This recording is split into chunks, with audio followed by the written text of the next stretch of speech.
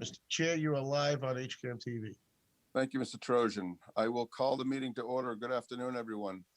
As a preliminary matter, this is Brendan Tedstone, Select Board Chair. Permit me to confirm that all members and persons anticipated on the agenda are present and can hear me. Members, when I call your name, please respond in the affirmative. Irfan Nasrullah. Here. Mary Jo Lafreniere. Here. Amy Ritterbush. Here. Muriel Kramer. Muriel Kramer here. Muriel, welcome aboard. Congratulations. Thank you. Staff, when I call your name, please respond in the affirmative. Norman Kamalu. Here. Elaine Lazarus. Here. Additional speakers at the meeting may include Joe Bennett and Kevin Sager. That's Chief Joe Bennett and Kevin Sager. Yeah. This open meeting of the Hopkins Select Board is being conducted remotely, consistent with Governor Baker's executive order on March 12, 2020, due to the current state of emergency in the Commonwealth due to the outbreak of the COVID-19 virus. In order to mitigate the transmission of the COVID-19 virus, we're complying with the executive order that suspends the requirement of open meeting law to have all meetings in a publicly accessible physical location. The executive order, which you can find posted with agenda materials for this meeting, allows public bodies to meet entirely remotely as long as the public body makes provisions through adequate alternative means to ensure interested members of the public are provided reasonable access to the deliberations of the meeting. Ensuring public access does not ensure public participation unless such participation is required by law. For this meeting, the Select Board is convening by video conference via Zoom webinar, is posted on the town's web meeting calendar and the board's agenda identifying how the public may join. Additionally, the meeting is being broadcast by HCAM. Please note that this meeting is being recorded and some attendees are participating via video conference. Accordingly, please be aware that others may be able to see you and take care not to screen share your computer. Anything that you broadcast may be captured by the recording. We're now turning to the first item on the agenda. Before we do so, permit me to cover some ground rules for effective and clear conduct of our business and to ensure accurate meeting minutes. I will introduce each speaker on the agenda. After they conclude their remarks, the chair will invite board members to provide any comment, questions, or motions. Please hold until your name is called. Further, please remember to mute your phone or computer when you're not speaking. Please remember to speak clearly and in a way that helps generate accurate minutes. For any response, please wait until the chair yields the floor to you and state your name before speaking. If members wish to engage in dialogue with other members, please do so through the chair, taking care to identify yourself. Not every agenda item will feature public comment. Finally, all votes will be conducted by roll call vote. So Pledge of Allegiance. Let's stand and recite the Pledge of Allegiance.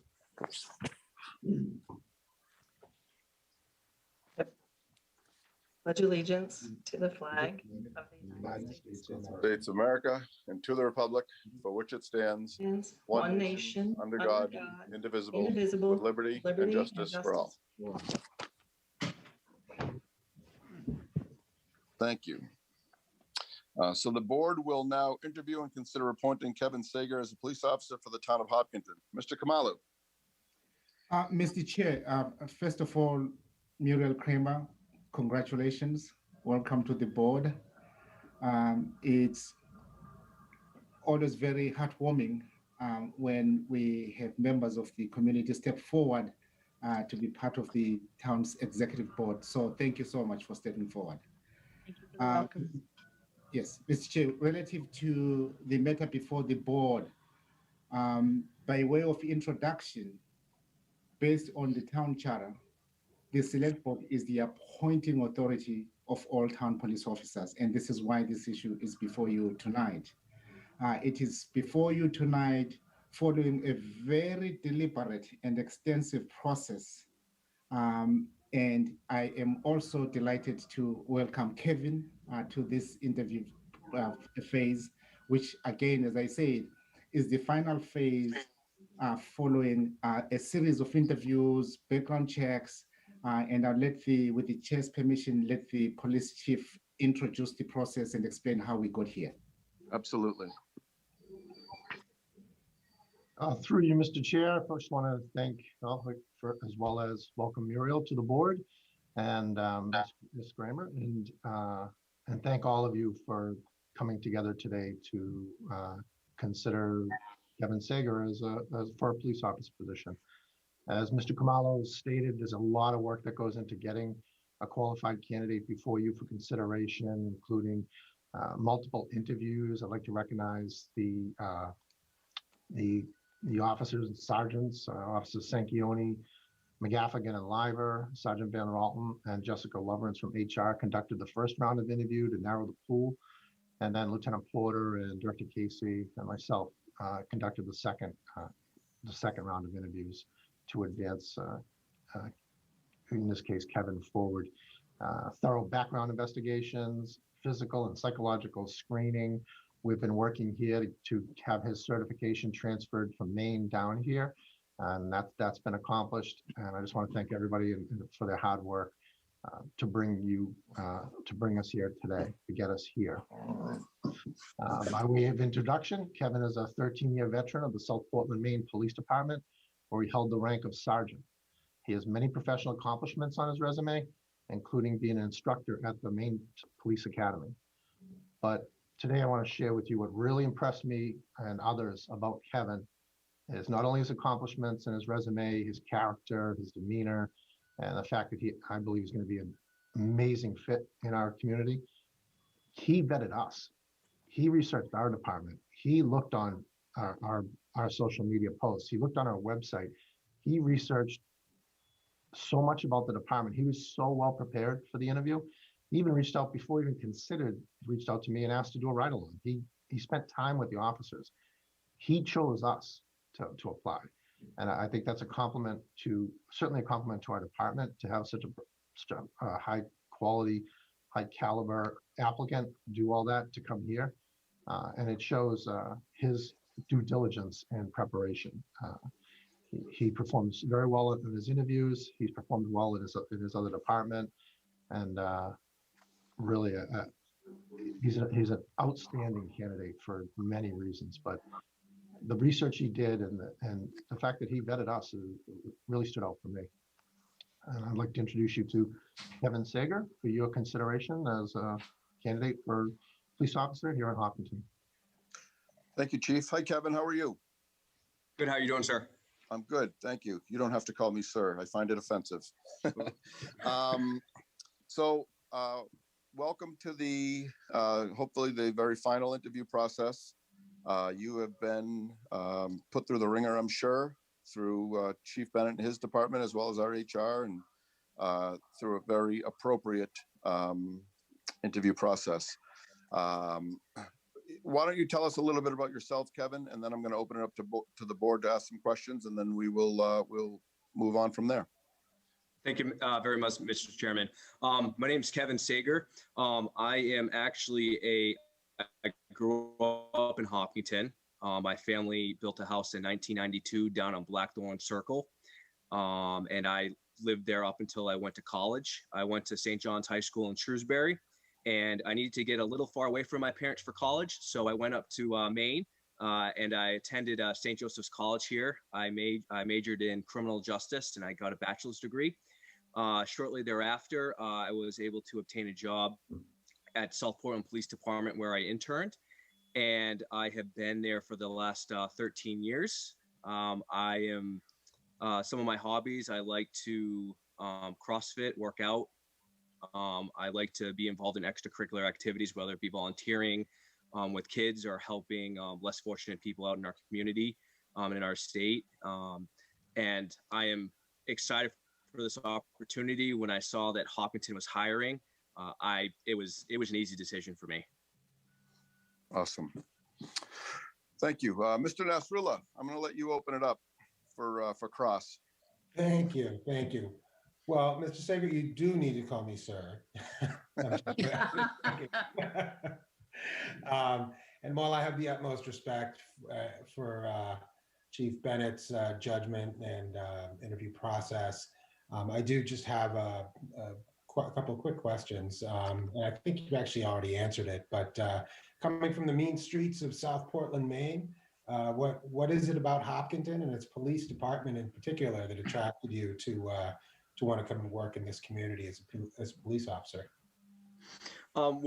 Just looking at the social media accounts, kind of just doing my own research, it's a very, they were voted the most safest community in America.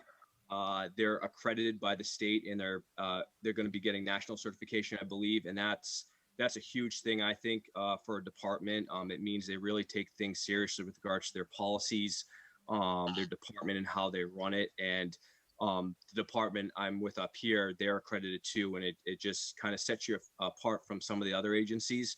And again, like being my hometown, you know, it's very, I'm so excited because I remember as a kid seeing the police officers driving around my neighborhood at the marathon, center school in Elmwood when they had the Kenyan runners come. I always went up and talked to them. And it's very exciting. Well, that's great. I mean, this town certainly has a knack for pulling people back. I left for California and here I am, you know, I totally understand. Thank you. Thank you. Thank you, Mr. Nasrullah. Ms. Lafreniere. Hi, Kevin. I love Portland, Maine, so, but I'm really happy that you're coming home. And I bet it does feel like coming home too, doesn't it? Yes, ma'am. Yeah. And it's a good town, and your resume certainly speaks highly of you as a qualified candidate. And I think really all I want to say is welcome aboard. Thank you very much, ma'am. Ms. Ritterbush. Yep. Hi, I'll ask one of the questions, sample questions that we had on our list here. Can you describe your approach to de-escalating verbal and physical behaviors? Sure. So I've had crisis intervention training, so dealing with possibly people that have mental health issues or they're going through a tough time in their lives. And I think with de-escalation, the biggest part is just to remain calm with people because they may be having the worst day of their lives, and anything you say or do can either make it better for them or worse. And I've just, being on the same page with them. If you can relate to issues, talk to them about it. Try to go very slow, take your time with people. You don't want to rush anything with someone that may be potentially in crisis or very escalated in whatever event there's going on in their lives. Maybe separate them from the group that you're with. Try to get them alone and try to see where they're coming from as best as you can. And just reassure them if you can that things are going to be all right, and provide them help, whether it be going to the hospital to get some help from someone maybe more specialized training than I, or just talking with them, because sometimes that's all people need, just to kind of bring them down a couple of steps and get them back to being normal. Thank you. You're welcome. Mrs. Kramer. Hi, this is Mrs. Kramer. My name is Muriel, and you can call me ma'am. I was in the military at 22, so I got used to it then. Thank you for your service. Thank you, yes. I'd like to follow up on Amy's question and your response. I'm also a licensed clinical social worker. And I will tell you candidly, not in my role as a social worker, but in my role as a resident, I have seen this police department respond time and time again to difficult situations in really substantially wonderful ways with true compassion. So I'd like to ask you a little bit about what you personally do to restore your sense of calm and take care of yourself. It's a very stressful job at times, but also, if you think of it, what are things that the community can do to best support a department and the individuals in it when they're facing difficult times? So one of the things that the biggest thing is for me is to remain calm, kind of as I was saying. And I know something that Hopkinton does in the department up here. We have a mental health liaison that works with the department. And I know Hopkinton does that too. I'm not sure of the specifics of it, but we have a person that if we go to a house that it may be a mental health issue, or we've dealt with them a lot in the past, that we'll call her, we'll have Dana, that's her name. We'll have her come out, and she just helps us so much. Maybe something that we may be missing, or that they could maybe help that person with. And I know Hopkinton, just reading up on their background, I know they have a person that does that.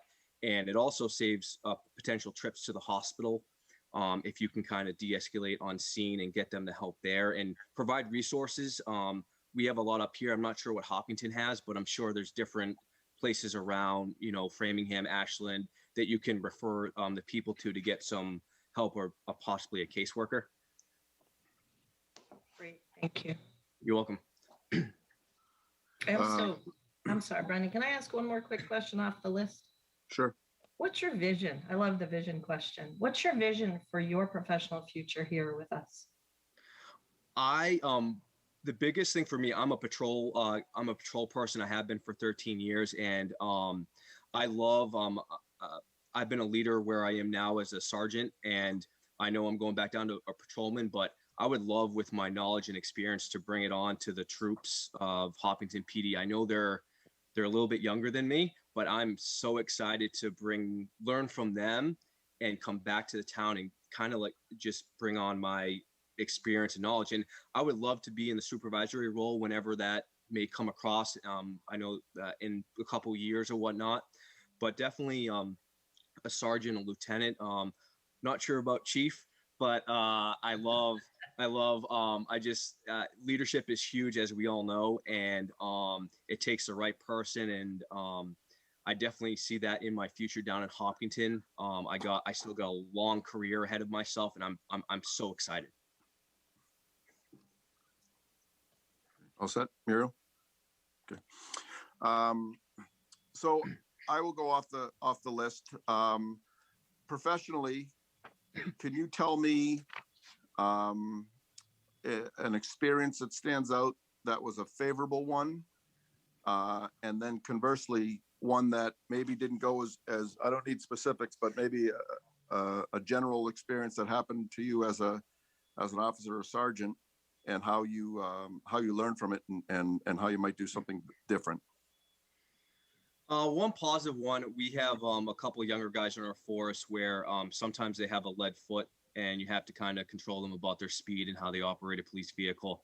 And one of the things with one of the officers that I had to deal with, it was more just a one-on-one conversation. I had him come to my office, and we sat down and just explained the finer points of why you need to get to a call safely, because if you don't, you're not helping anyone else. That was pretty easy. He was very open, and kind of like me, very I'm open to criticism, especially I'm not perfect, so I'm going to make mistakes.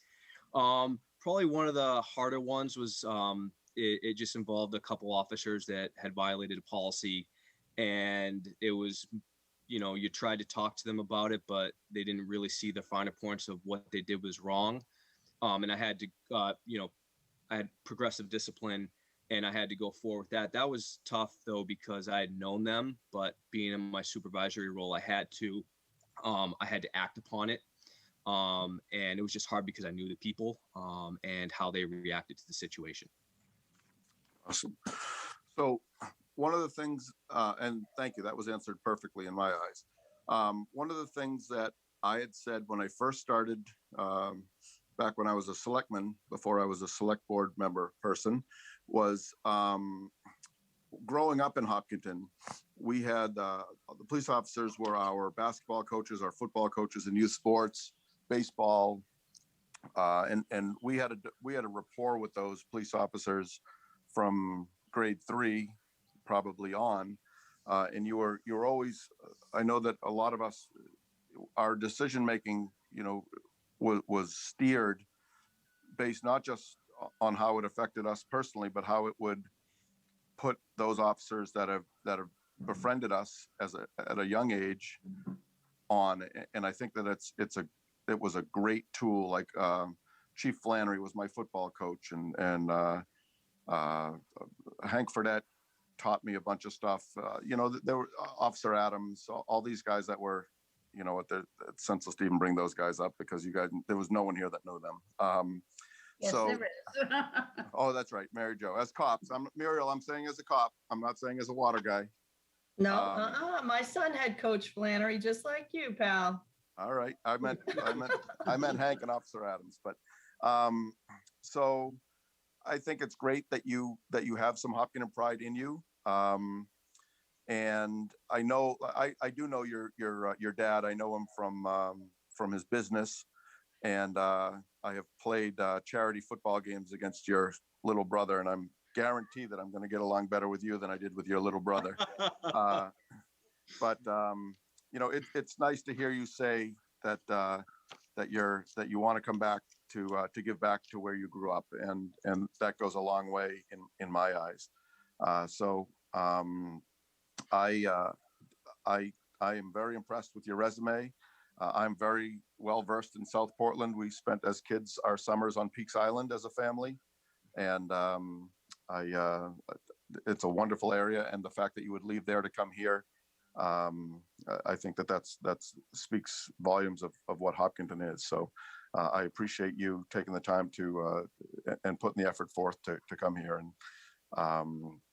And as I've said in every interview that I've had, when we interview the police officers, I say to the chief or to the appointing party, as a selectman, we handle policy and procedure.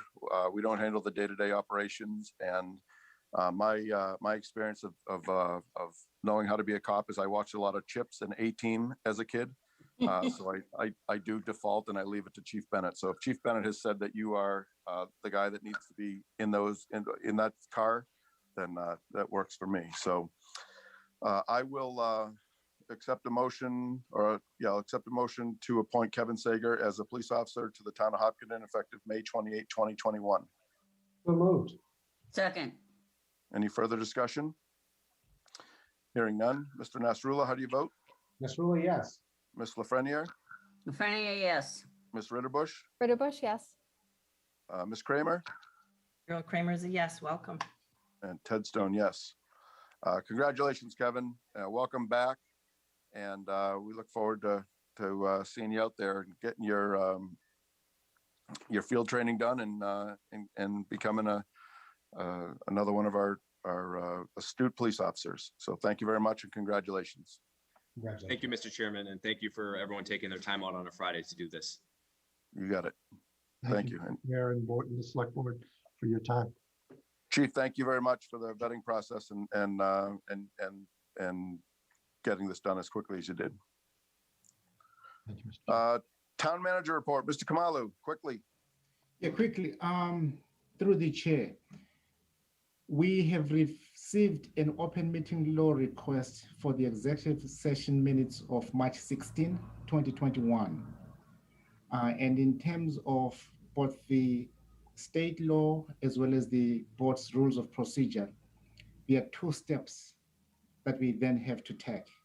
Step number one, at staff level, we have reviewed that set of minutes and are therefore presenting them today as a notice to the public that these minutes are going to be released.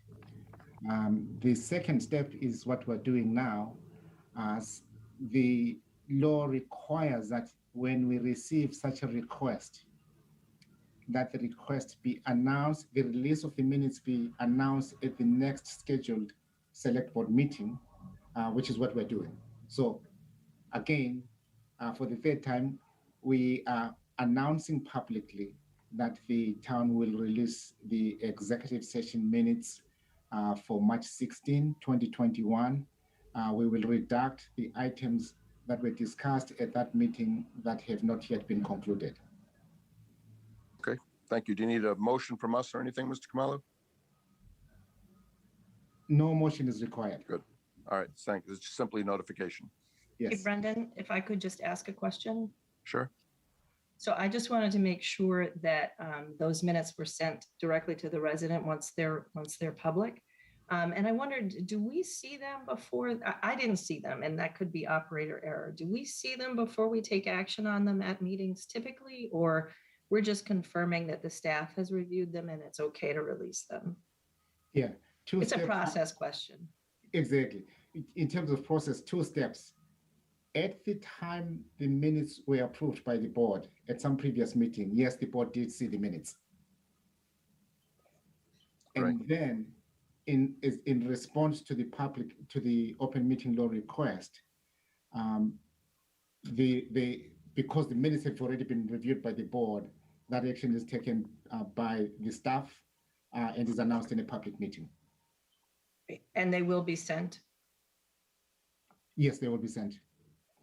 Can I ask a follow-on? So could you just copy the board when you send them so that we can see them, the redacted version too? Or We will they'll do be available on the website or something? Yeah. We'll do so. Okay. Mr. Nasrullah. Well, with that, I move to adjourn the meeting. I'm sorry, can I ask one more question? And I know it's rude of me to be a problem on my first meeting. Welcome aboard, Muriel.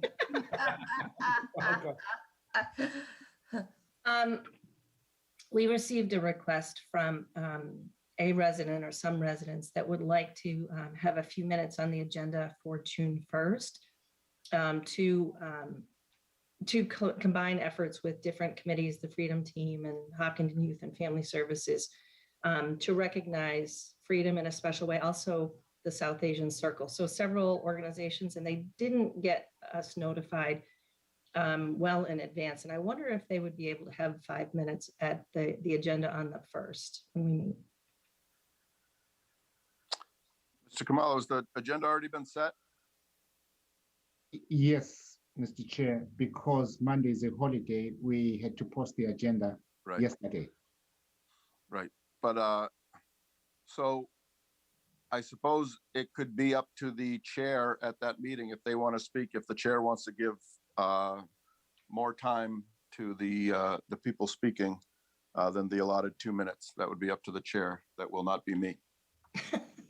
They could definitely have 2 minutes in any case. Yeah, absolutely. They're gonna have 2 minutes every meeting. Yeah, I just wanted to like elevate it and give people a chance to think about it. I have heard about the idea. I certainly support it conceptually, and I would love to have them be able to have a few minutes. So I appreciate that process clarification. Okay. So I believe that we have a motion and it's seconded. Mr. Nasrullah, how do you vote? Nasrullah, yes. Ms. Lafreniere? Well, I'm going to vote yes, but I just also want to remind people that it is Memorial Day weekend, and we all should take a few minutes out to recognize those veterans, and the people who serve this country in many capacities, not just as military veterans, but and be thankful and recognize their contribution. That's all.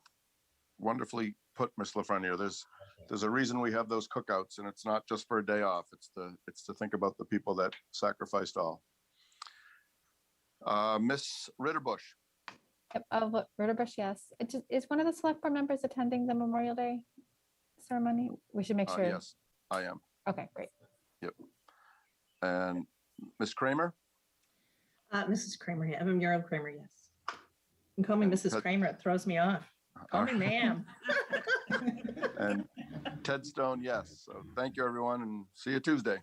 Thank you. everyone. See you Take Tuesday. care, be safe. Have a Day weekend. Thank you, you too.